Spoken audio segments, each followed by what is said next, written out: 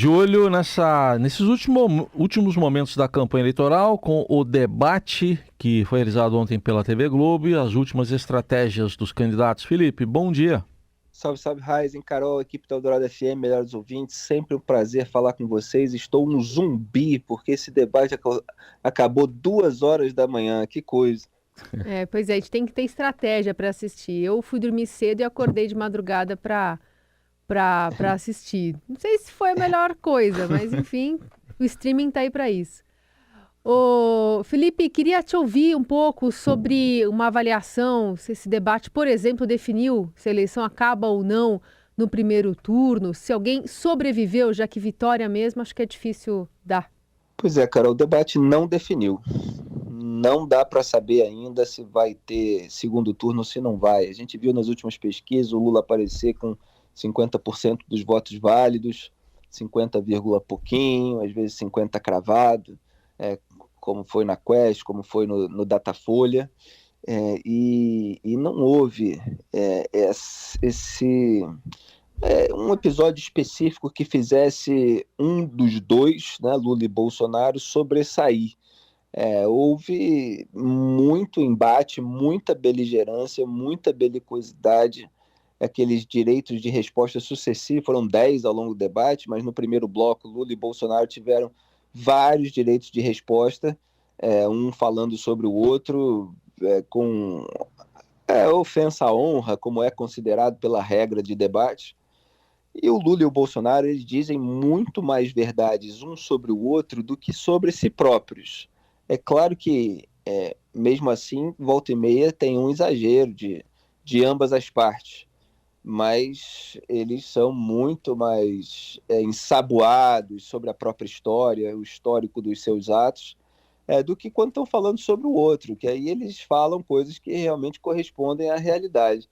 Mas nesses primeiros embates, o Bolsonaro ele se mostrou um pouco mais raivoso, vamos dizer assim, um pouco mais abaixo ali no tom, já que ele está em segundo lugar, já que ele partiu por tudo ou nada, já que Carlos Bolsonaro estava ali orientando, quer dizer, não foi só a chamada ala política que orientou o Bolsonaro, a chamada ala ideológica estava lá para orientar o ataque mais duro, mas não necessariamente capaz de absorver votos de indecisos. E aí entrou a Simone Tebet. A Simone Tebet lamentou que o debate tenha se tornado uma disputa de quem roubou mais.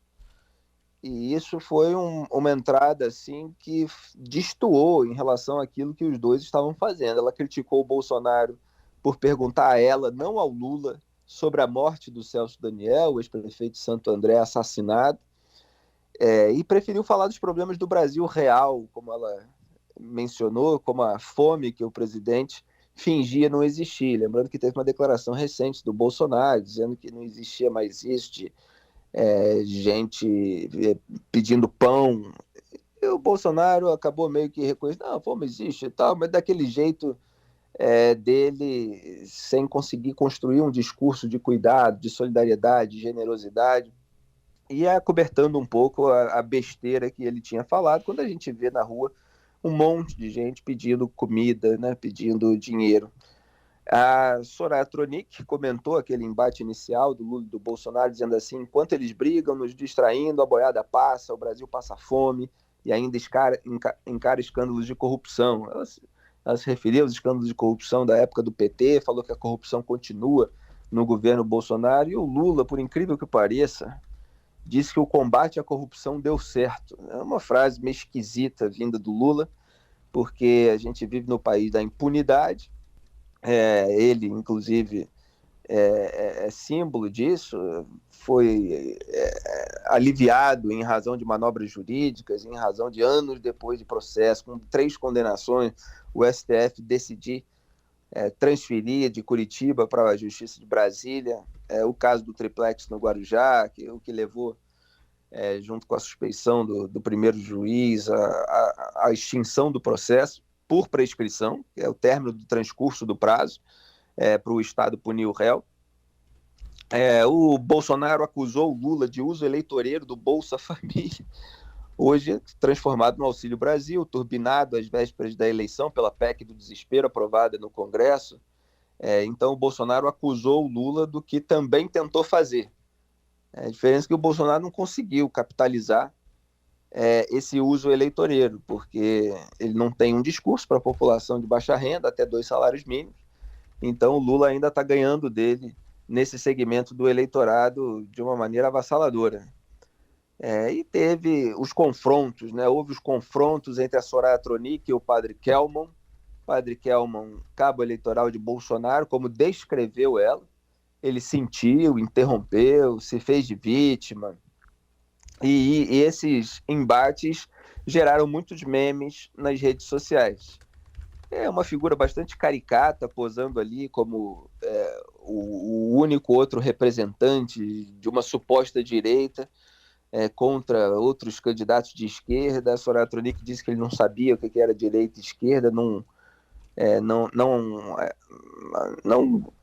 admitiu, não se reconheceu como tal, e de fato ela não é uma militante de esquerda. A Soraya Tronic foi do PSL, né, do partido que elegeu o Jair Bolsonaro. Ela foi uma das senadoras que foram alvo do Flávio Bolsonaro no pedido para retirar a assinatura da CPI da Lava Toga, que investigaria o Dias Toffoli, ministro do Supremo Tribunal Federal. O Flávio Bolsonaro não queria isso, nem o Jair Bolsonaro, porque o Toffoli segurava a investigação sobre o Flávio Bolsonaro no STF, eles não queriam melindrar o ministro, e foi naquele momento que a Soraya Tronic percebeu que a família Bolsonaro tinha abandonado as promessas de campanha, assim como o Major Olímpio, né, que lamentavelmente morreu recentemente, e a juíza Selma Arruda. Eram 3 senadores do PSL que tinham assinado ali o requerimento de instalação. Então o Padre Kelmon estava lá para investir ali no nós contra eles e botar ali em jogo as pautas de costumes, de valores, mas tudo de uma maneira muito rasteira, muito caricata, né? Parecia ali um tuiteiro adolescente falando as coisas, o que acaba sendo até prejudicial para o campo da direita, né? Que os seus representantes na arena política, né, sejam desse nível, um reacionário aloprado. E conseguiu desestabilizar, querendo ou não, o ex-presidente Lula, não? Não, exatamente, eu vou chegar aí. Você tem um reacionário aloprado na presidência, você tem ali um cabo eleitoral do presidente vestido de padre, e você tem o Felipe Dávila do Partido Novo, que é esse liberal mais engomado, né, mais doutrinário, com uma linguagem mais acadêmica, falando de Estado, sem conseguir transmutar as suas análises, seu diagnóstico, as suas propostas numa linguagem mais simples, capaz de gerar empatia ali do eleitorado, né? Até a Simone Tebet convidou ele a falar do Brasil, depois de o Lula e o Bolsonaro tentarem se limpar um na sujeira do outro, elevou o nível do debate ali, falou de saúde, das propostas para zerar a fila no SUS. Mas sim, o Padre Kelmon, a única coisa que ele conseguiu, e ele estava lá para isso, foi fazer o Lula cair na armadilha, cair na provocação. Claro que o PT vai alegar, e muita gente pode perceber assim, como o Lula tendo sido vítima de um impostor, etc. Mas o fato é que o Padre Kelmon estava falando na hora em que o Lula tinha para falar, e logo em seguida o Lula começou a falar na hora que o Kelmon estava falando, e aí gerou um bate-boca tremendo. A câmera foi para o William Bonner, cortaram os microfones até eles se acalmarem. O William Bonner parecia um inspetor da escola, né? A tia lá do antigo CEAR, né? Do jardim de infância, o adulto na sala, tentando fazer as crianças pararem de brigar, falando, vamos respirar, né? Parecia ali um tutor, um coach. Um momento absolutamente constrangedor, mas o Lula se desequilibrou naquele momento, e isso é um momento que pode pesar aí contra ele e vai ser explorado pela propaganda bolsonarista, porque os bolsonaristas estão tentando fazer parecer que o Lula atacou um padre, etc., embora o Kelmon não seja reconhecido como tal, pelo próprio segmento da igreja, do qual ele faria parte, etc., né? Mas enquanto o Bolsonaro jogou ali abaixo da linha da cintura no primeiro bloco, o Lula caiu nessa armadilha, de modo que ficou essa indefinição, né? O Bolsonaro mentiu mais uma vez sobre o orçamento secreto que ele sancionou, teve matéria do Breno Pires, né, detalhando isso ontem, inclusive, que o Bolsonaro recusou vetar o orçamento secreto esse ano, contrariando o alerta técnico de dentro do governo. Quer dizer, ele sancionou os itens que a equipe econômica pediu que vetasse, da mesma forma como ele tinha feito com os jabutis lá do pacote anticrime, para os quais o Sérgio Moro pediu veto.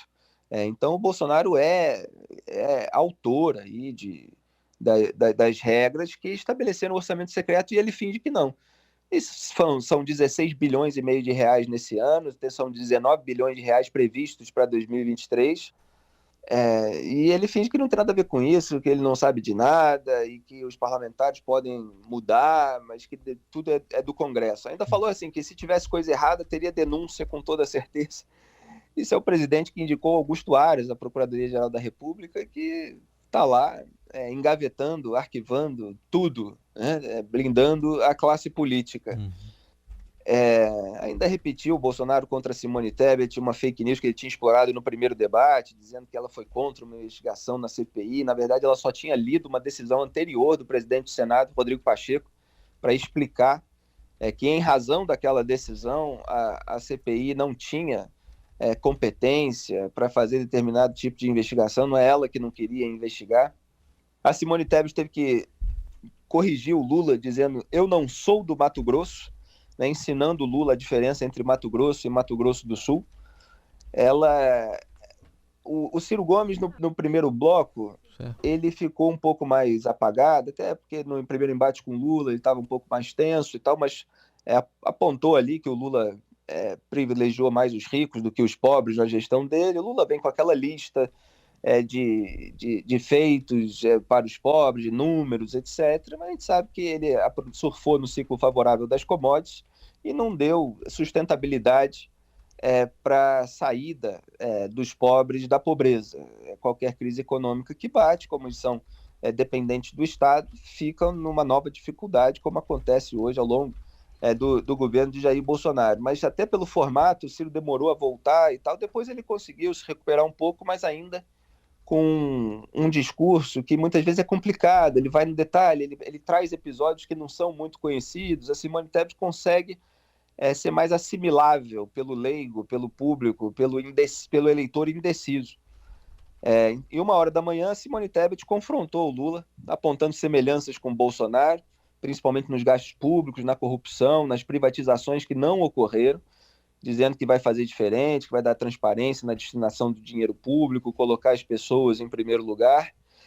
Então, assim, a Soraya Tronic, claro, sempre gerando memes, com frases hilariantes, engraçadas, etc. Agora, a Simone Tebet foi a que teve o melhor, a candidatura, né? Ela foi a pessoa que teve o melhor desempenho nos 3 debates de TV. É claro que o Lula tem um recall, foi presidente da República, tem uma máquina de propaganda a serviço dele. O Bolsonaro é presidente, tem a máquina pública, tem a máquina de propaganda.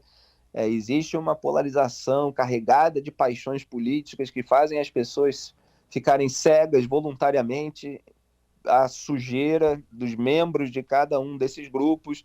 A candidatura da Simone Tebet é tardia, mas num país normal ela teria saído desse debate direto para o segundo turno, porque é um embate absolutamente rasteiro, circense, entre 2 candidatos cheios de telhados de vidro, um falando várias verdades a respeito do outro, entre exageros, evidentemente, e agressões e ofensas, e ela muito habilidosa, né? Quando ela foi questionada pelo Bolsonaro sobre o assassinato de Celso Daniel, só para concluir, ela criticou o Bolsonaro por não fazer aquela pergunta diretamente para o Lula.